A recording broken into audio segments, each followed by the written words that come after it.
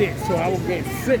You want to get sick? So I will get sick. What the hell is that? That's not going to help you from getting sick. I don't have that for you. We're trying to get past this pandemic. That doesn't make sense. People need to be in homes. How would we give people roof over our families' heads? The working class families that have traded food on the table for the next month's rent, they know the answer to that question. The essential workers, the ones bagging groceries and delivering our Amazon packages that risk their own health and the health of their families to earn a paycheck throughout this pandemic, know the answer to that question. The minimum wage earners still skipping utility payments so they don't fall too much further behind on rent. Hey, how you doing? The answer to that question. Good to see you. What you been up to? What wouldn't we trade to keep a roof over our families' heads? Ooh. If people are making these sacrifices, working day and night to make the rent, why are they behind? Most of the people behind on rent debt are people who lost their jobs during the COVID pandemic. We didn't pay rent because we couldn't pay rent, even when we were willing to move mountains to make ends meet in our homes. Our essential workers were forced to deplete their savings, max out their credit cards, borrow from friends and family, sell their life's blood to make rent. Years after years living in the same home, paying rent, and now that they have this pandemic, they hit a rough patch, a pandemic that's not even their fault, they're gonna get kicked out? No, that doesn't make sense.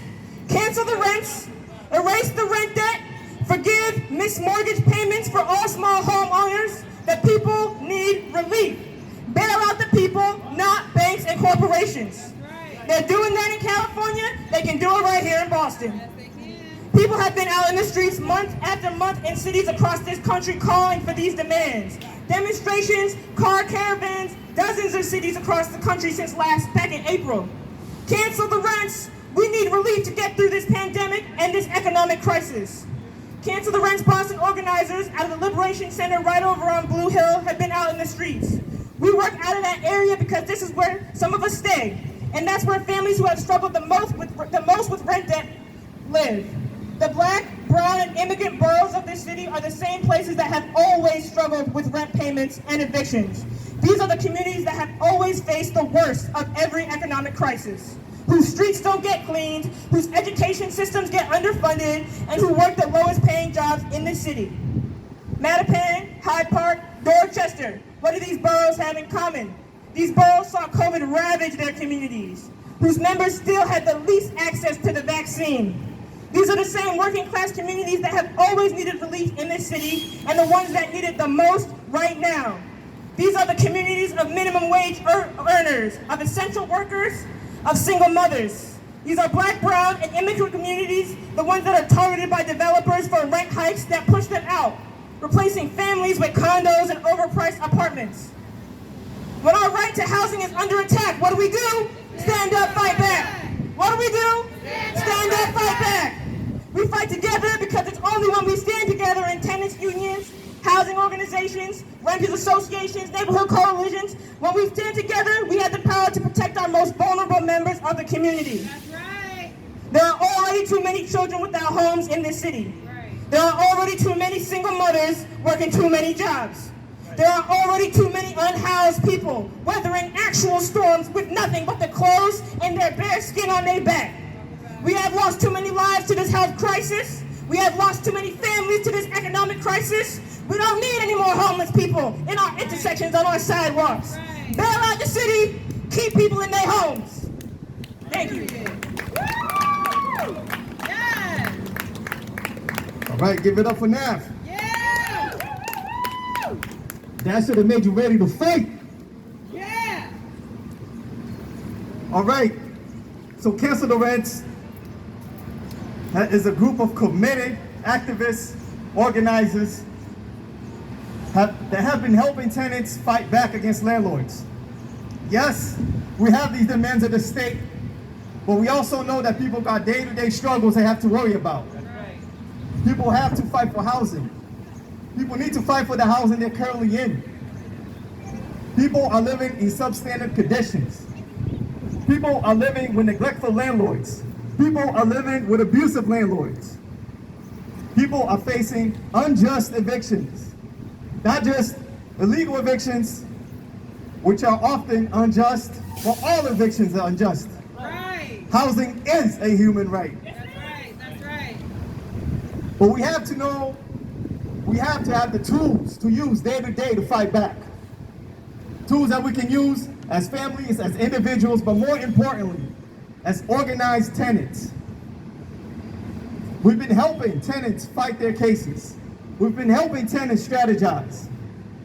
Matter of fact, on our table, we have a pamphlet listing what tools you have to fight back, listing what rights you have.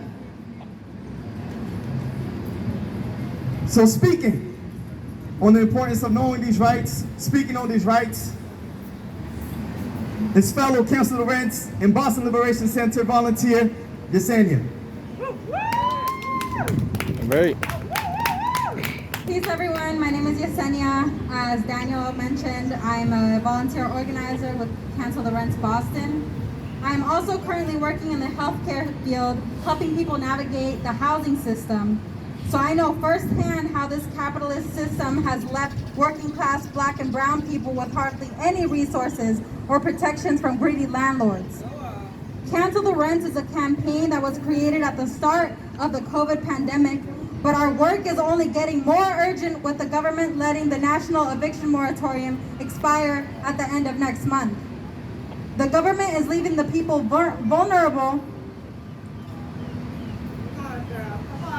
Come on. The government is leaving the people vulnerable to evictions, but the real protection comes from our community. We protect each other, and that's why Cancel the Rents believes that building community power is an integral part of fighting against this massive wave of evictions. That's right. Cancel the Rents is not only a campaign that believes that no one should lose their housing, but we're a campaign that is dedicated to fighting to make sure that no one lose their housing. Right. Part of that is making sure that we share the legal rights that we have as tenants. Landlords and their attorneys will use illegal tactics to kick people out of their homes. They will use tactics of intimidation, harassment, or utility shutoffs to force our neighbors out of their homes. And I'm sure that y'all have heard stories of our families, friends, or neighbors being illegally removed or pushed out of their homes.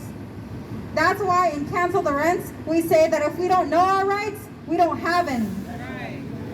No matter the situation, tenants always have the legal right to habitable conditions and timely repairs.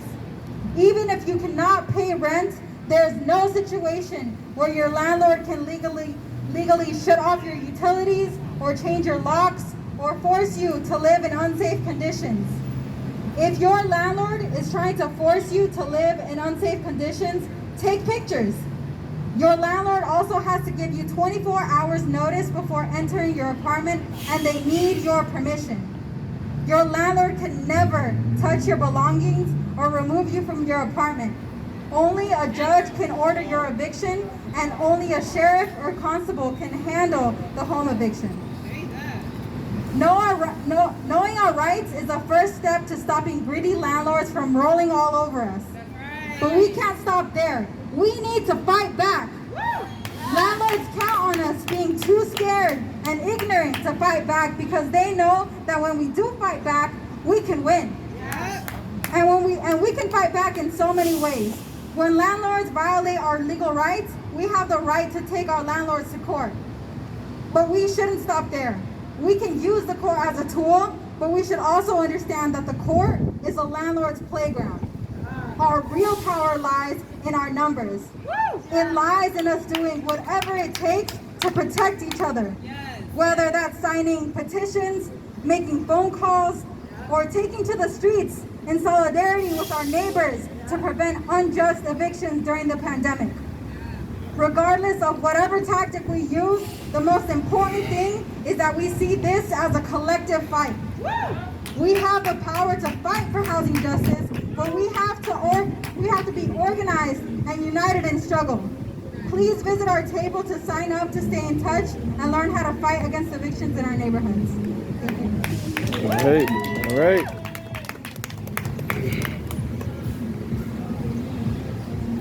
All right, give it one more time for Yesenia.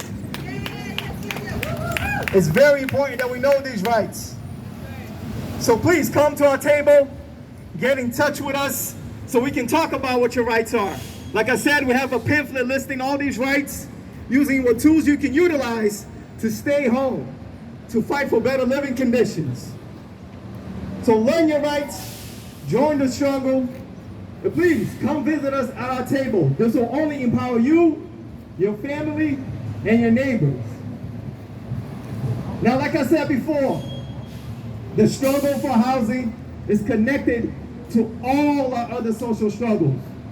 And it only makes sense that where we live, where we go to sleep, from where we commute to work, is going to affect all these other issues. So the next few speakers are going to be speaking on that. First up, I have a fellow Cancel the Rents volunteer, a Boston Liberation Center volunteer, that's gonna talk about how the housing struggle intersects with women's struggle, how the one affects the other. So please give it up for Steph.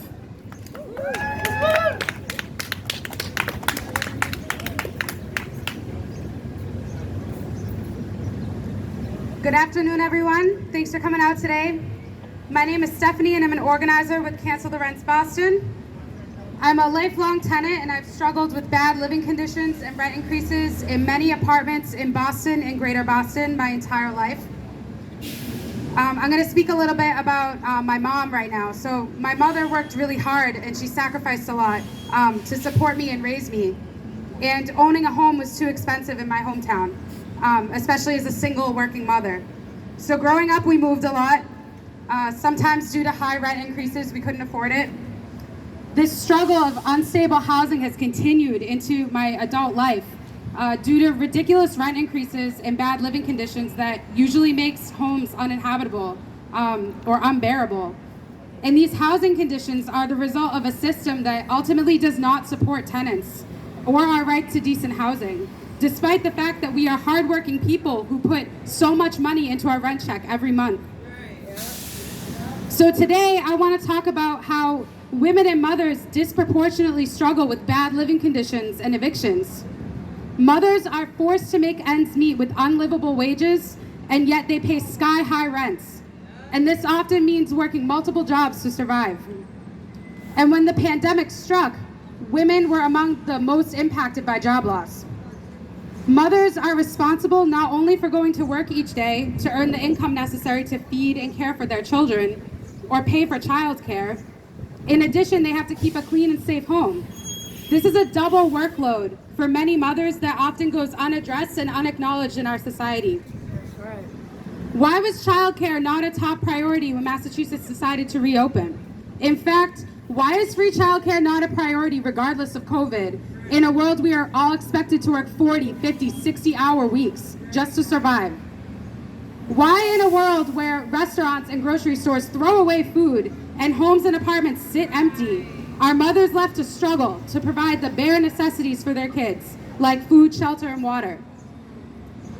So, as Daniel mentioned earlier, just this week, California announced plans to use their rental relief funds from the federal government to forgive all rent for low-income renters.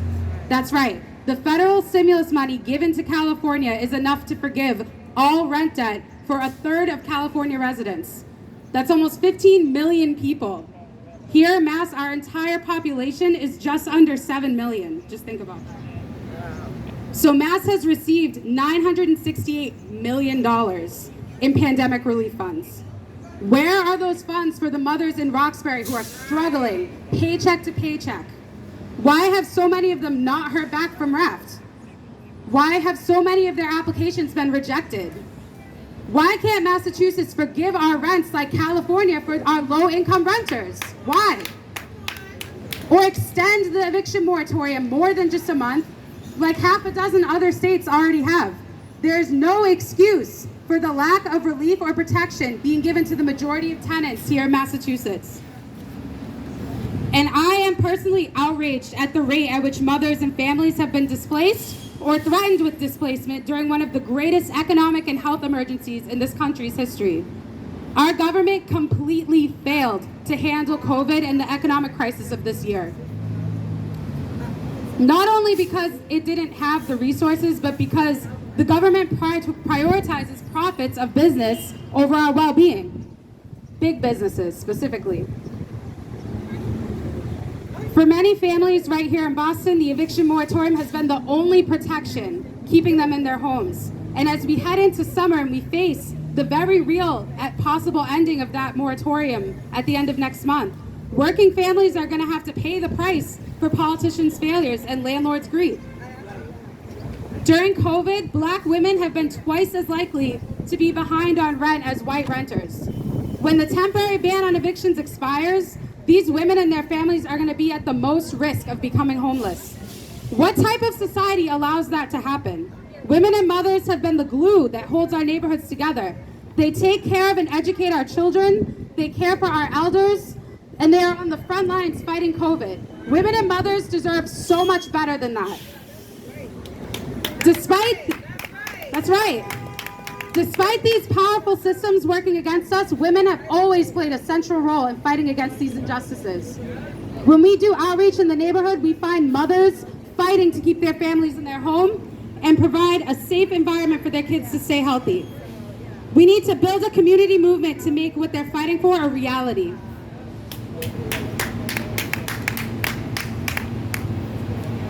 So our demands are clear. The eviction moratorium must be extended more than just 1 month. And the people must be given the relief we need to survive these crises. A full cancellation of rents and mortgages dating back to the start of the pandemic. Keep families housed and stand up against mass evictions. Thank you. What's going on? How you doing? Give it up one time for Steph.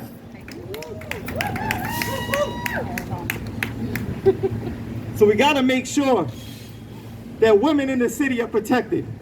The Black women in the city are protected. The immigrant women are protected. And no one's going to come from the state to do it, so we have to do it. We have to enforce the state to do it.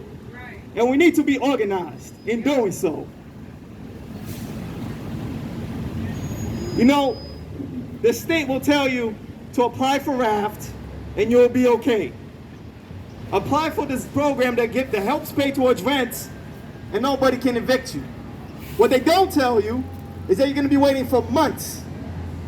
They don't tell you that the people who are in charge of making sure that you get their money are going to let you fall under the cracks or fall in between the cracks. So we need to be united together to demand stronger protections and to make sure that people get the protections they already have. So going on the thread that housing issues is connected to other issues, we need to talk about labor. We need to talk about the importance of organized labor in fighting for housing. And how you cannot disconnect these issues, because guess what? If you can't live in Boston, if you can't afford to live in Boston, you're gonna have to commute here. That could be an extra hour away from your day, away from your family just to commute. That's more money on gas. And there's no guarantee where you're gonna move isn't gonna have their rents rise either. Right. So we have to fight for what we have now, and we have to fight to gain more. So speaking on these issues from an organized labor perspective, we have Mike from Unite Here 26. Please welcome Mike. All right, Mike. Good afternoon, y'all. Good afternoon. Come on now. Good afternoon, Good afternoon. All right. So thanks to the organizers for letting me say a few words. My name's Mike. I'm a labor organizer and the vice president of Unite Here Local 26, a fighting union of hospitality workers in Greater Boston and Rhode Island.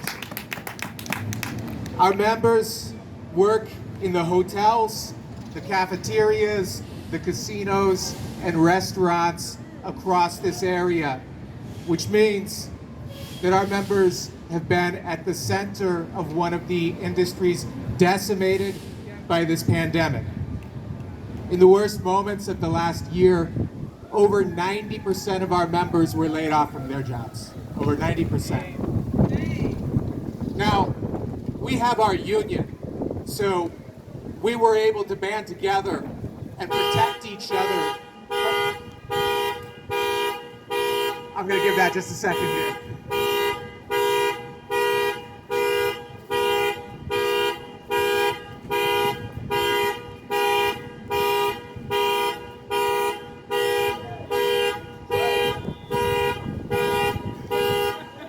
That's a good night. That's a good night. Somebody show them how to use that All right, remote. all right. So like I was saying, our members were able to band together and protect each other from the worst aspects of this pandemic. They have union contracts that protect their rights to return to their jobs.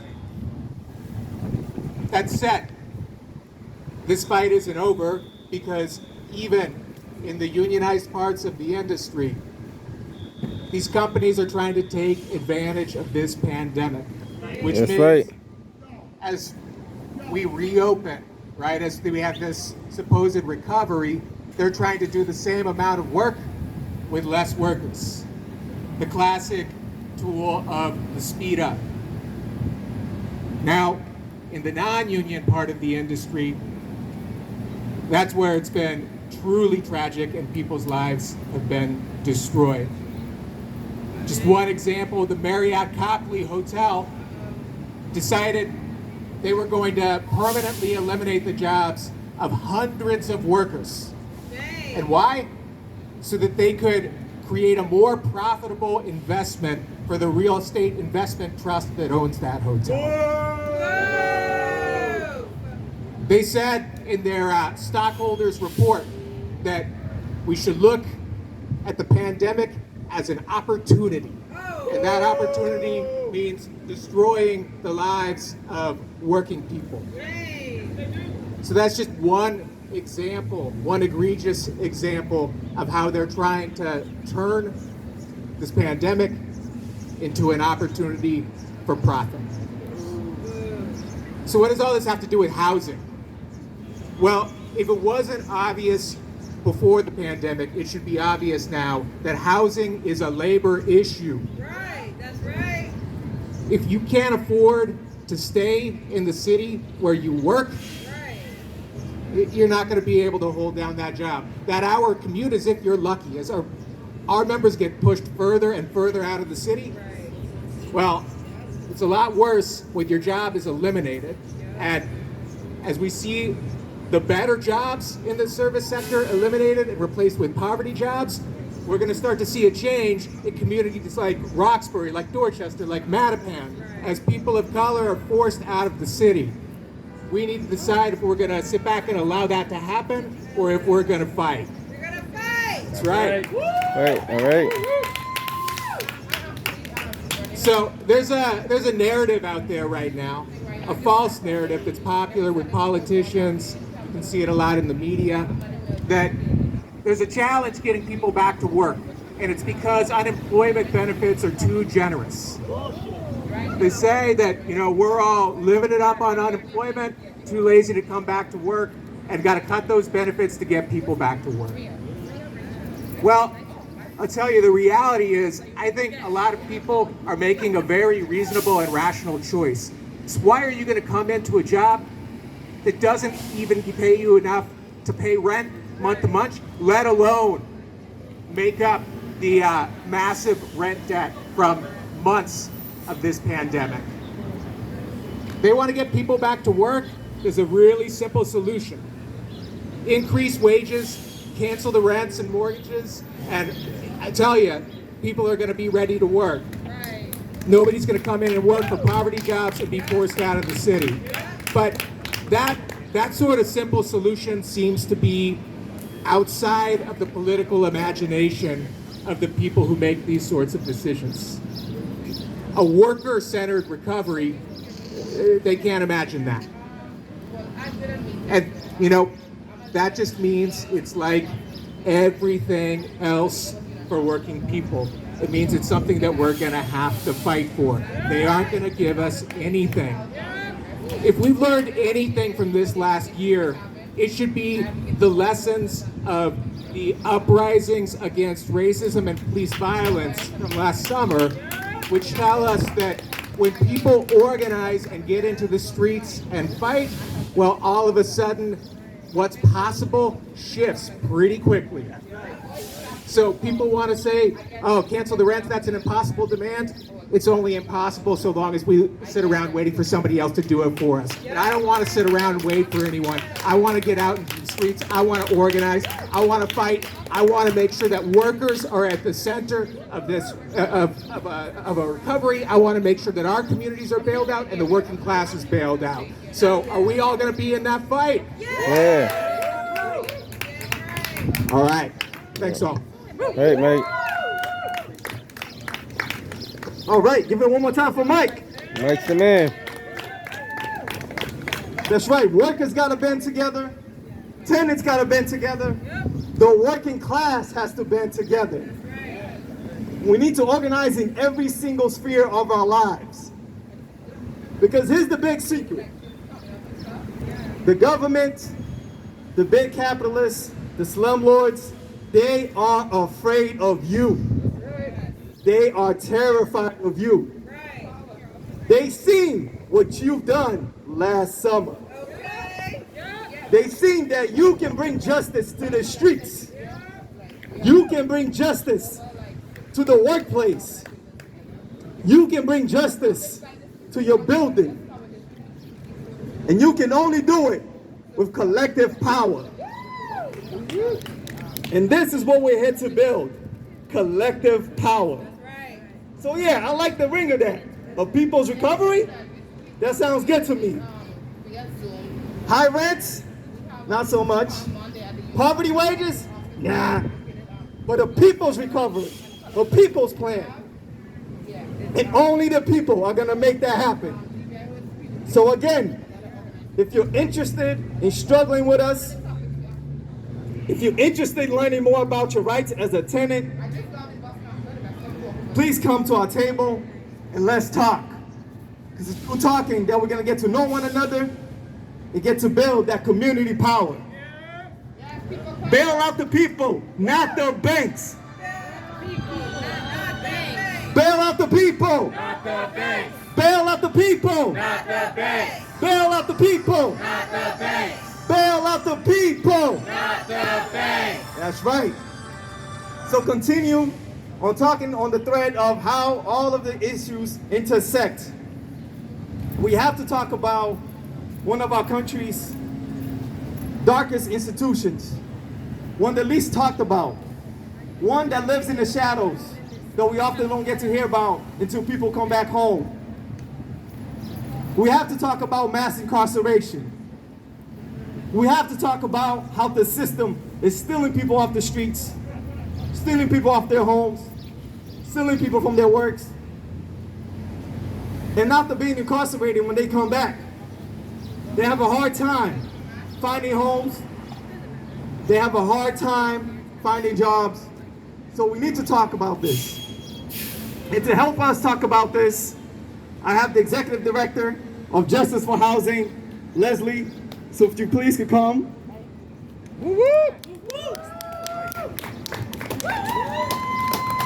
Hi, everybody. Thank you. I just want to thank Cancel the Rent for having me, inviting me here today. I'm the Secretary of Justice for Housing, and this issue affects all of us. And we're sick and tired of our people having to struggle. We're tired of the systems of power controlling our lives. And when I say systems of power, I mean the criminal justice system, I mean the carceral system, Department of Family Services, public housing authorities, all discriminating against us. They're criminalizing housing, criminalizing poverty, criminalizing the color of our skin. We face so many barriers to obtain housing. No credit, criminal records, because we're black. We can't even live in the same neighborhood we grew up in. Now they're threatening to evict us out of our homes. We lost jobs due to COVID, and it's not our fault. And I understand the landlord's frustration because I own a home. But it's not fair. Exactly. The system that they have set up right now is so broken. What they tell us to do is call RAFT, right? I don't know how many of you guys ever applied for RAFT, but I know the people that I serve, nobody's ever gotten RAFT from them. They have a system, right, that it takes weeks to get an apartment. By the time you get your apartment, the landlord has given it to somebody else, right? They put you on hold for 3 or 4 hours when you try to get help. They have so many rules, deadlines.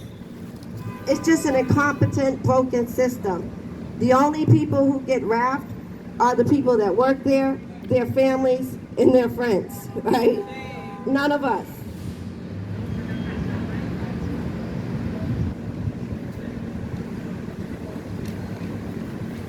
What California is doing is what Massachusetts should do. They should pay everybody's back rent and then pay everybody's rent 6 months in advance, right? So that we can get a job. Exactly. Right? Give us that time. Give us that breathing room. But no, they want to make it difficult for us, right?